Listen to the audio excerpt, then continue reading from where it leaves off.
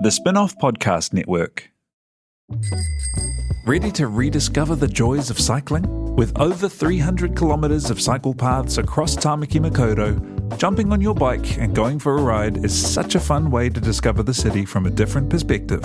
Cycling is getting more and more popular across Auckland, so now's a great time to join the hype and give cycling a go. Head to at.govt/cycling to find your nearest cycleway today. The Fold is brought to you by O Media, making brands unmissable and public spaces better across Aotearoa.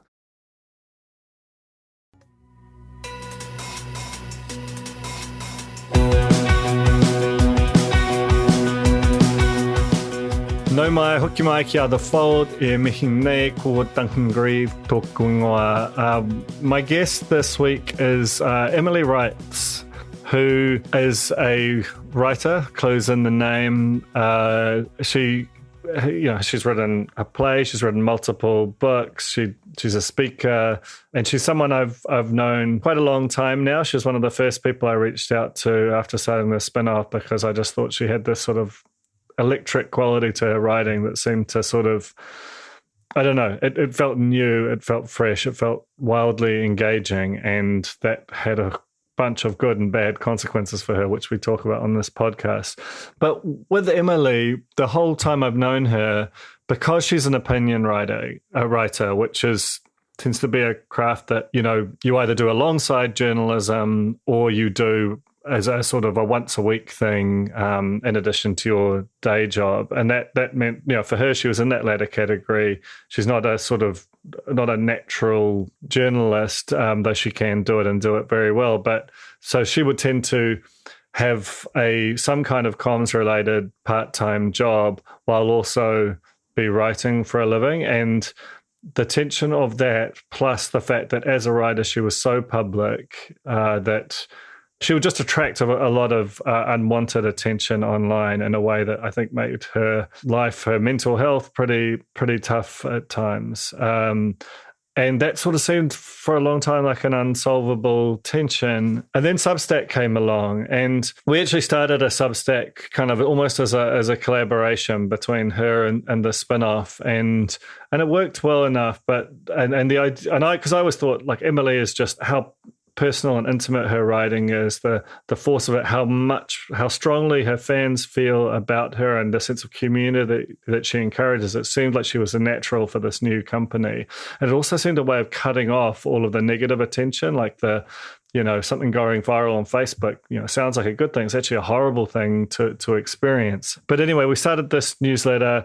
It ended up feeling like it was, the tension between it being half the spin-off and half her just wasn't really solvable. So we ended up just kind of gifting it to her. And not long after, Hamish McKenzie, who has also been a guest on the Fold and is a co-founder of Substack, this sort of paid newsletter platform, approached her and offered her a Substack Pro deal, which was basically where they pay you enough to live on for a year to see if it works for you, and the idea is that by the end of a year doing it full time, it should actually be a full time living. And basically, we're now at being on a year since she signed her Substack Pro deal, and spoiler alert, it's working. And that's basically what this podcast is about: is how that process has gone for her and how her life's changed as a result. And honestly, it's a real cozy, uplifting one. So I hope you enjoy it. The Fold is, as ever, brought to you by Vodafone, the world-class technology, network technology that the spin-off sits on top of and helps us function every day. So if you run a business and you need some internet, and you definitely do, go to vodafone.co.nz. This is Emily Wrights on The Fold. Kia ora, Emily, and welcome to The Fold. Kia ora. It's so nice to be on The Fold. It's so good to see you. It's been too long. And crazy to think that it's pretty much bang on a year ago that we went for that walk around the botanical gardens, and you told me about that you were going to try and do the Substack thing full time. Yeah. And we got photographed by somebody, and it looked like we were a celebrity couple breaking up. It was great. It definitely had that quality. So you were one of the very early, I think maybe the first New Zealand Substack Pro deal, which is where they basically give you a year's worth of income and you can see if you can make this thing work. So the whole time you must have thought, well, at the end of this year, who knows what's going to happen. But just tell me how it's gone and whether it's worked out for you. Yeah, well, I think so March 2020 was when we actually set up the newsletter. And I remember you saying, I think you should do a newsletter. And I thought you were crazy. And I was like, that will never work. And I think that, again, when Hamish from Substack approached me and said, look, we really think that your newsletter could work if you did it full time, I thought again, this is not going to work. And I think I told you that at the time. I really didn't have a lot of faith in being able to earn enough money doing a newsletter. It just didn't seem like a New Zealand thing to do. But it was really my husband who was like, I really think you need to do this. I think you're just having a crisis of confidence. And he was like, when it comes down to it, they wouldn't approach you if they didn't think it was going to work. And so I went into it really not thinking it would work. And I was really surprised that about 3 months into it, I went, oh, okay, cool. I can, the pressure is off. I really worked out about 3 months into doing it full time that, oh yeah, this is going to be something I can do full time. So, I now earn enough money doing the newsletter to be a writer full time, which is just the wildest thing because I've been doing this for 7 years and I've been doing it mostly free or on a column, per article or just a bit each week to do a column.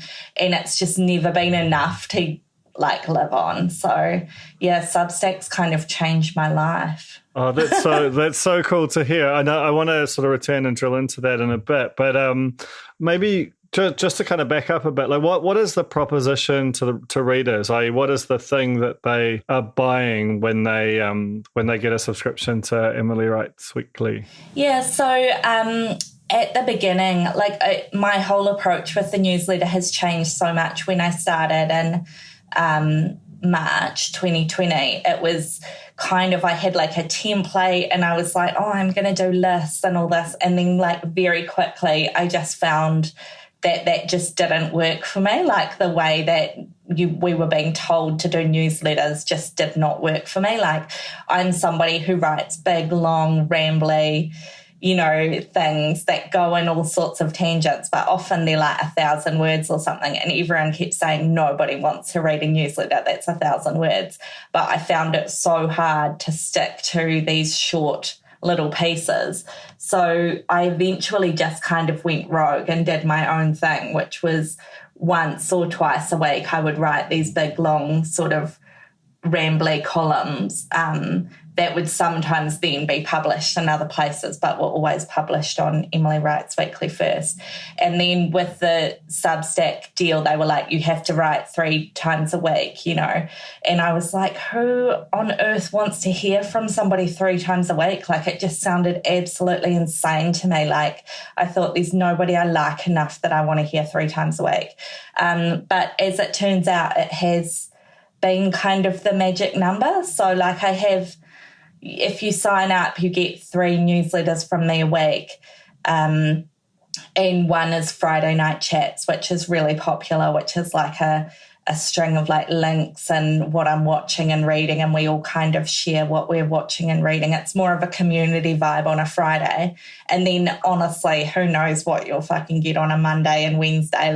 It'll be whatever weird stuff is in my head. So that's what you get. You get me, I guess. Yeah, three times a week. That community thing feels really interesting to me in the sense that, I'm sure that is a big part of what's valuable, what turns people from being a casual subscriber, who gets the free version to someone who's willing to pay for it, is that it's this place where you can, get access to you and to people who strongly identify with you to have a place on the internet that isn't like what the rest of the internet's become. Do you think that's fair? Yeah, totally. I mean, I have to say the biggest sort of advertiser, I guess, for my blog, for my newsletter, is actually Facebook, because Facebook is such a toxic hellhole that people are desperate to leave it. And so when you say to them, oh, hey, you can come over here and we're like talking about, chimpanzees fighting each other, or like what our kids are doing this week, or like any of those things, it's like, I think that more than ever, people have left Facebook and they want to find somewhere else that's like the sort of the good old days of blogging. And that's what I feel like Substack is. Like on Friday night chats, we're like talking about TV shows and like just this, it's kind of like an old Facebook group without all the drama. Like nobody wants to have drama. We're all tired. We all just want to like talk about bullshit. And so in a way, I can thank Mark Zuckerberg for being such a fucking creep for how good my career's gone. It's really interesting because what you just described, and you later picked up on it, was like that is Facebook's vision of itself, and yet the product has singularly failed to do that and seems to be sort of collapsing in on itself in terms of just because it's got this out of control algorithm that the only people whose voices you hear are the angry ones remonstrating with you, and that creates a spiral where more people leave to find alternate communities, and one of them is yours. Because I've known you for a while, like I know that you basically always had multiple jobs, and there was always some kind of comms job, which was the sort of core of it, that always seemed kind of some degree of horrible. And so, just for you as a person, as a friend, as a mother, as a whole bunch of all of the different identities you have to carry, how has having a much more sort of singular and distilled work life impacted your general sense of self and well-being? I can't even put into words. It's been so incredible. Like, one of the things was when Hamish approached me and said, you need to do this full time, I was like, yeah, sure. Like, we would all love to like write full time and not have, like, I'm not a journalist, so I can't have that kind of newsroom-ish job. I'm like a columnist or opinion writer, so it's actually really hard to have full-time work when that's your style of writing. And I think I was like to him, I have children, I can't just like risk my whole income. My husband's a teacher aide, we're not like, but my husband was like, we keep saying, like, it was literally every year we'd be like, do you keep writing or not? We were constantly at this crossroads of, are you going to keep like destroying yourself by having all these jobs just so you can keep writing? Or are you going to quit and have one well-paid comms job, And so finally this did feel like this moment for our family where it was like shit or get off the pot, basically, because it was like, give up all that other stuff and just focus on writing for 1 year. And if you can't do it, that's the end of your writing. Like, we made an agreement and we were like, this is what we're going to do. And to now be in this place, it's so, it makes me like real emotional. It's been like really validating to know that all this time that I really put my family through it a bit. Like, there were a lot of times where I was like, oh man, if I just had a normal job, I could pay for your swimming lessons, and now finally I'm in this place where it's like, oh wow, I can provide for my family doing what I absolutely love and doing work that I do think is important. So it's been like a total like game changer, not just for me, but my whole family. Like, my kids don't have to deal with me on the laptop in the evenings. They get more time with me. My husband doesn't have me being ratty all the time about assholes on the internet, Like, I just feel so much more at peace and so much better. And also I wrote my third book. I've been working on my third book for like, oh my gosh, since like 2018 or something like that. And I finished it in this year that I was doing Substack. So if not for Substack, and the newsletter, I wouldn't have written the book. So yeah, it's pretty, and I've been able to do so much more of my charity work that I love, that really fills my cup. So it's been amazing. It does sound really idyllic, and I want to talk a little bit about the book in a bit, but there was this huge swing of writers to Substack when it first emerged, especially around the time they did those pro deals. And then there was something, and we'll talk shortly about some of the tensions around Substack in the sort of platform publisher area. But one thing that, there was this kind of idea that everyone could be their own boss and so on. And for some people, you've seen a sort of a rebundling where some of the kind of the Substack writers went and, were bought by The Atlantic or the New York Times or whatever. And it doesn't suit everyone, right? Like there is a sense of when you're your own boss, you have to keep writing maybe forever. Like how does, do you feel that weight or that tension between the pressure of always having to fill,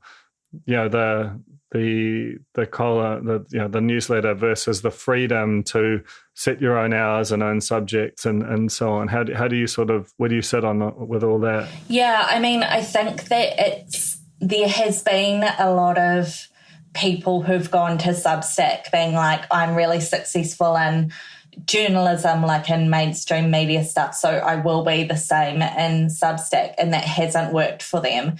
And I've known a lot of people being like, oh my gosh, I'm doing all this writing and I've got like 100 subscribers, and they feel like terrified that they're trapped in this place. And that's really true, because Substack is like any business. They're talking about the ones making money. They're not talking about the ones who are stuck trying to, give to subscribers when they have very low subscriber bases. So I've had a lot of people calling me and saying, how do I get my subscribers up and all that? And I don't know what the answer is, but I do know that this is a job where you have to fucking hustle 24/7.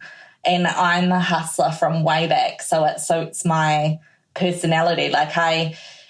The hard thing about the newsletter, I would say the hardest thing isn't coming up with content, because I have this real ADHD brain that's constantly thinking of random stuff to write about. I think that the issue is you have to be fucking vulnerable, and that's really hard for people, particularly New Zealanders. I have to say to people, oh, look, this is awkward, but I really need you to pay to read my stuff. This is my income. And if you don't pay, I can't keep doing it. And it sucks and it's awkward. And New Zealanders hate that. It used to be this thing where my publisher was like, don't ever let Emily talk about her book, because she'll be like, oh, buy it if you want, or don't want, I don't mind, because it's this classic New Zealander thing. We just don't know how to say, hey, please value the work that we do. And Substack has made me get better at that. But I've straight up talked to people who have newsletters who've been like, I've said, have you told your readers that this is your income? And they're like, oh no, that's private. And I'm like, if you don't tell them, they will just view you as stuff or any of those other places. Not that you should definitely pay for mainstream media, but we know that people don't. And so, that when people were leaving Substack, like Charlie in the Atlantic is a really good Galaxy Brain. I was one of the first subscribers to Galaxy Brain. I think the very first one he did, I was so excited about it. And I was really shocked when he quit. But when I read what he said, I thought, holy shit, I had more subscribers than that guy. And I think that the reason was he didn't do enough of, I need you to pay for this, because he talked a lot about having thousands and thousands and thousands of free subscribers. And it's that's awesome. But if none of them are paying, you can't keep doing it. And so you do have to put yourself in this vulnerable position of saying, please pay for this stuff. I think a lot of people get free Substacks, and that's cool, and that's what it's there for. But I think as well, trying to get people to switch over to paid is hard, and you have to like face that front on. And if you don't, your Substack will never be successful. It's kind of that simple. Like, you'll never make enough money to live on it unless you're straight up saying to people, hey, can you please pay for my writing? And lots of people aren't comfortable with that. Yeah. I'm not really comfortable, but here we are. Well, what's the alternative? Exactly. Yeah. The alternative is back to the old way of living, which seemed like no way of living. I actually think it's kind of positive to me, as someone who's always been interested in the business side of media, is like, you're absolutely right. There is a squeamishness that's there in journalists all over the world, and then there's a particular kind of New Zealand squeamishness about it. But if I look at what it's done for you, just your general, like, even just, we're doing this over Zoom, but I can just radiating out of you as a, I feel like if I could introduce this you to you sort of 5 years ago, you wouldn't believe it, and you'd be out of your mind with happiness, which is really lovely for me, just on a personal level. But I think just on that note, though, I don't think people realise how brutal blogging is. Like, when I started and was just blogging, not only are you not ever getting paid for these pieces that are going super viral, that are being picked up in news, like picked up by news media all around the world. Like, all these other people were making money from my writing. I was making no money from my writing. And not only was I not making money from my writing, I was paying because my website my WordPress kept crashing and stuff. So I kept having to try and get it back online. It actually costs you money to be a blogger with no, I often say to people when they're like, oh, and now you've sold out and you're charging for your writing. I'm like, you had like 5 years of reading all my stuff free. Well, and also, like, these people who are telling you, you've sold out, like, what is working for any job is selling out. And by the way, I've been a sellout for ages, bro. If you don't, what's the alternative? Yeah. Actually, we've got to take a quick break just now, but I want to come back and talk about those sort of early days and how just changing the economic basis of what you're essentially doing the same thing, how that ultimately has led to these sort of flow-on effects and these sort of two different areas we're straddling. So we'll be back with more from Emily Wright shortly. The Fold is brought to you by O Media, making brands unmissable and public spaces better across Aotearoa, with over 4,000 out-of-home advertising sites nationwide across both street furniture and retail centres. I'm super grateful to O Media for enabling us to make unmissable connections with Kiwis. Raising capital or taking your business to the world? Investment Fix has the lowdown on everything you need to make it happen. This season, we're exploring the US market, the opportunities it offers, what it takes to grow a business there, and the best way to approach investors. Join some of the superstars of the investment and business world as they share advice from their time in the US so you can make your mahi count in this massive market. The Investment Fix podcast, brought to you by Invest New Zealand. Tune in today. Skinny are helping you show how smart you are with the 1Q quiz, an all-new, super challenging and super quick daily quiz built by the Spin-Off. Every Monday, Skinny are giving you the chance to prove you're smart with the Skinny Extra Credit question.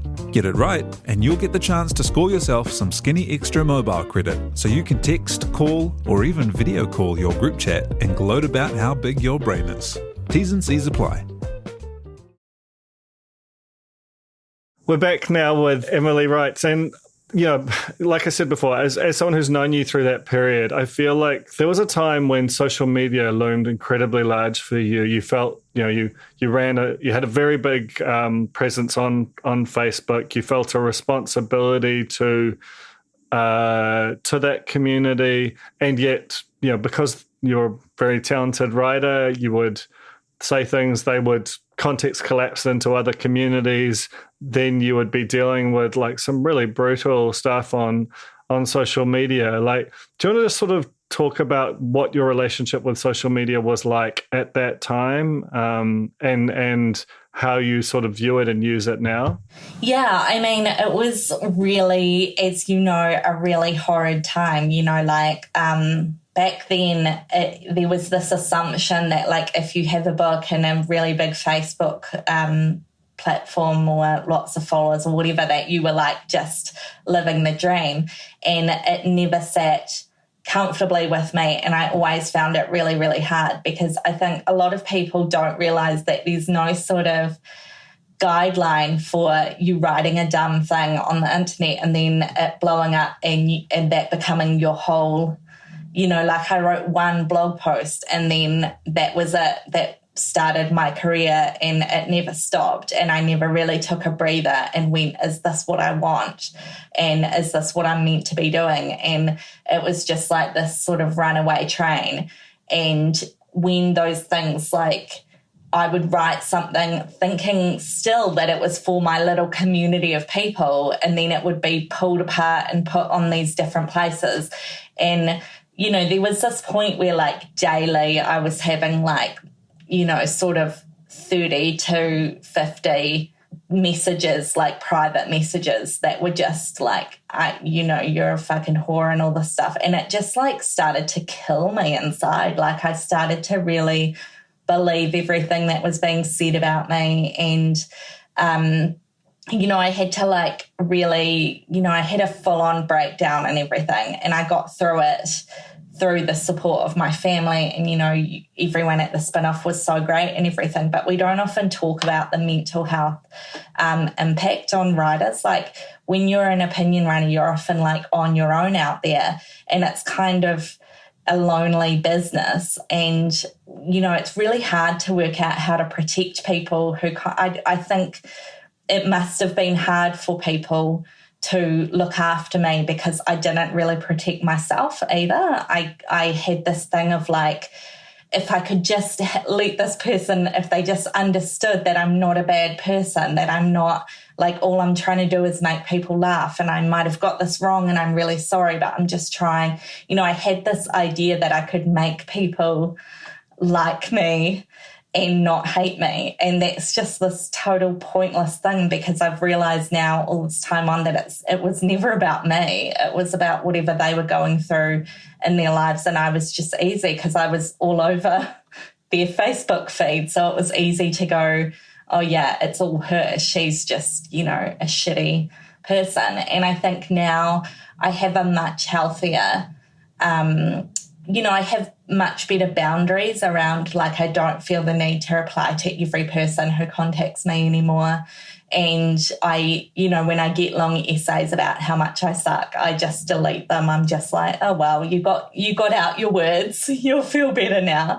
And also, like, just this week, I took another break from Instagram. I take breaks fairly regularly now from social media when I'm getting a bit overwhelmed by doom scrolling and stuff. I think I'm just much more aware. And I guess having Substack, the big thing is I know that I've got this income. I no longer think of my work as this sort of nebulous thing of I have to post funny, witty things on Instagram. I have to, make people feel something on Facebook or whatever weird thing I was going down back then. Now I'm like, no, I deliver 3 things, 3 things a week, and that's my focus. And so my job doesn't feel like this massive thing anymore. It feels more contained, and I no longer feel like people own me. I'm like, you're buying 3 things. You're not buying me. You're not owning me. And that's been really good for my mental health. Oh, that's so great to hear. And I do think that that's one of that sort of clarity of versus the I must be promoting myself everywhere all the time, and that is all my job. Once you're sort of that layer closer to your income, just knowing that all my responsibility, my sole responsibility is this. It's a similar thing for us with members, to be honest, is like you can have a piece that you put up knowing that it will, irk some people, or you interview someone that they know that some people won't like, but it's like you can be as mad as you want, but we have our members, we have our clients, and that's actually noise, and being able to shut that down is kind of, there's a clarity to that. I mean, so obviously like Substack has by and large been this really kind of, it's changed your life by the sound of things. There was a period there where there was a kind of a sense of contagion where people were trying to, bring the sort of platform publisher wars to Substack, which I never personally didn't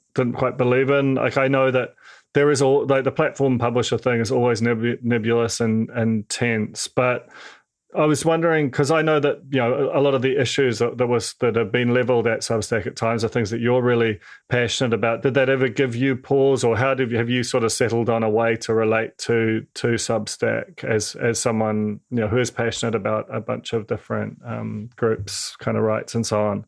Yeah, I have to be honest, I just haven't really seen it. I haven't had anybody come to me specifically and say, why are you on Substack? I have I know that there are people on Substack that I wouldn't follow, what's this? You know me, how I've constantly never known anything about politics or anything like that, like Glenn Greenwald or something. Yeah, so I'm pretty sure he's a dick, but I don't know. But yeah, I've kind of always viewed it as I have always my entire time writing been on platforms with people I can't stand. I'm still on Facebook despite trying to leave Facebook. And the only platform I'm stuck at leaving is Twitter. And my view is, and Twitter used to be a really big driver for traffic. I saw a difference in that when I went off Twitter. But for me, every single platform I've been on has been owned by white guys who've made money off my writing, who have mostly been abhorrent dicks. And I've met Hamish, and he is a white guy, but he is a really lovely person who is also a writer and cares about writers. And my thing is, why should I, when I'm finally making money, have to give that up when the abhorrent white guys are just going to keep making money? I just feel like it's constantly on the sort of little people who actually care about, hate speech and transphobia and racism and that type of thing. It's constantly on us to give up our book deals or give up our platform deals or give up our incomes. And it's it just doesn't do shit.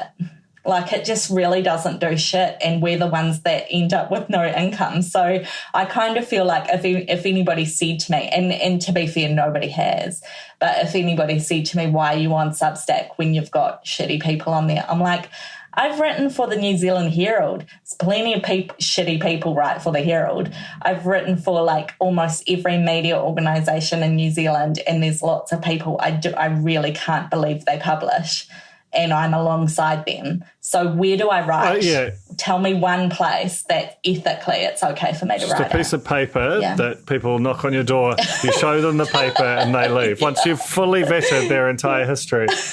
I mean, because and I think the other thing because I totally take all those points. I also think that there's something kind of I find satisfying about newsletters that is, it's a very deliberate act to subscribe or not subscribe. And when you get a Substack from one person, you have zero exposure to the rest of it. There is no algorithm that kind of puts you alongside one another. It's just, there's something about the media and the delivery mechanism, the distribution side of it, even the way that the income is divvied up, that you just don't feel the same sense of being part of some big disgusting soup like you do on Facebook. And I mean, I do want to say, because I don't want it to seem glib what I just said before. I know that there's really genuine upset around Substack platforming people, but that's actually why I haven't seen it, because there's no algorithm. A lot of people who subscribe to Emily Writes Weekly, it's the only newsletter they subscribe to, and they'll say to me, tell me other Substacks to subscribe to, and I'll tell them and stuff. But a lot of it is just this really tiny community of me and David Farrier or David Slack, or there's lots of Davids with newsletters, me and all the Davids, and that's kind of the crossover. And it's I had recently ran a free workshop just out of my garage with women and non-binary writers and stuff to write for Substack, because I'm like, I want to see more than Davids. I love the Davids, I genuinely do, but I just mean like I want to see more diversity on there and everything. And it's like it still feels like a really new platform, and it feels really like blogging in those early days where, like, if you went to emilywrites.co.nz, you didn't know what else was on WordPress. You didn't really even know what WordPress was or what other places. I don't know. No, it totally makes sense. And it feels like that to me. Like it's become my favorite media consumption method is newsletters, both Substack and just other newsletters. And it has that feel of, the internet of 10, 15 years ago, where it was just a lot more sort of intimate and community-based and didn't require you to sign up to a whole bunch of other things to get that one thing that you want. Yeah, and I just want to say as well, like one of my very first things, I'm sure I said this to you even, was nobody wants Emily Writes in their inbox 3 times a week. And there are absolutely a lot of people for which that would be a nightmare, and I salute them. But I have I sign up to so many newsletters now. I'm like a newsletter obsessive. It's the only thing, and it's kind of like there are so many writers where I'm like, they write maybe once a week or something, and I'm like, please write me every day. Like, I never thought I would sign up to newsletters that were daily, and now I'm like obsessed with daily newsletters. Like, it's totally changed the way I read and consume media, and it does feel like those old days of like getting an alert that someone's published a blog and like rushing over to read it, or So. Yeah, and it kind of knits you together in a way that the social web sort of increasingly seems to pull you apart. We're almost done, but I want to talk about, the other aspects of your sort of professional life that this, in some ways has been another kind of platform that's enabled you to do that. Tell me about the new book and when it'll be out, and, that sort of events/speaking thing, which will have been highly disruptive the past couple of years, but what the relationship between those 3 things is. Yeah, so last year I was actually really lucky because just in the tiny gaps between COVID-19, I managed to do 20 shows around New Zealand. We did from Whangarei to Kurau kind of thing. We went everywhere. We did 150 people in Kurau and 200 people in Featherston, and so did this tour, and it was so much fun. And I really didn't think who would pay to come and see me and my friend Rebecca Kyle. And I was it felt really cool. And so we did 20 sold out shows of 150 people. And I loved doing that so much and would love to do more of that. Obviously with my kids immune compromised and stuff, so we're kind of locked down now, but I remain hopeful that I'll be able to tour again. And I really feel like the touring and the newsletter feed off each other really nicely. People who don't know us come to the shows and go, oh, I like them, I'm going to sign up to Emily's Substack, or they follow the Substack and therefore go to the shows. And that's been really good for me because my play from the first book, Rants in the Dark, my first book, turned into a play, and it was going gangbusters and selling out everywhere. And then COVID-19 killed it dead. So it has been a big hit on my income. But yeah, I've just finished the book, sent it to the publisher, and I've been like a little goblin in my cave writing it. So I wasn't sure if it was actually any good, but they're happy with it. And I think it's going to come out in September, maybe. I actually don't know. But just in time for Father's Day. Yeah. So yeah, just, I don't know. The book will come out when it comes out.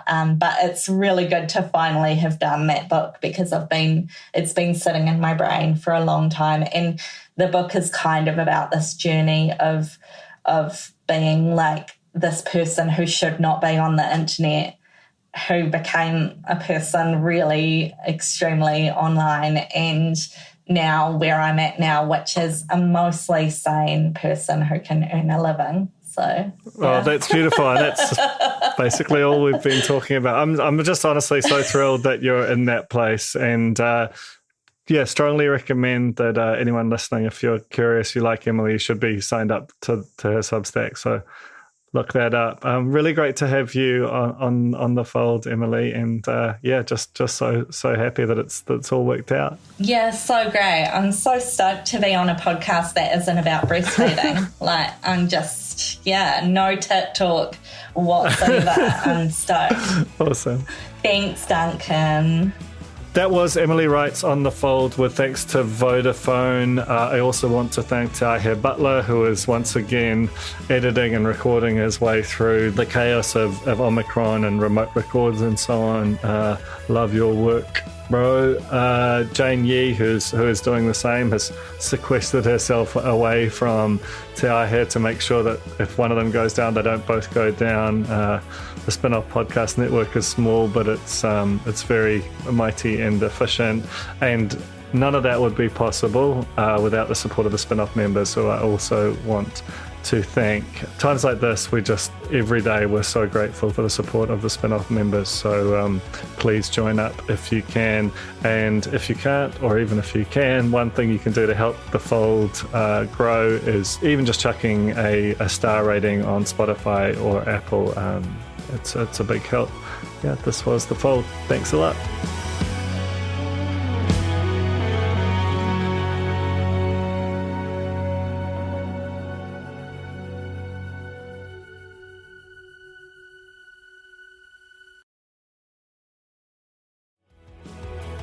That was The Fold, brought to you by our partners at oOh!media, making brands unmissable and public spaces better across Aotearoa.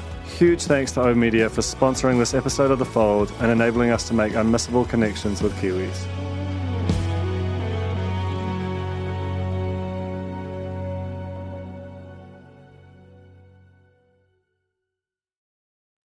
Kia ora e te iwi, Tahe Butler here, podcast manager at The Spin-Off.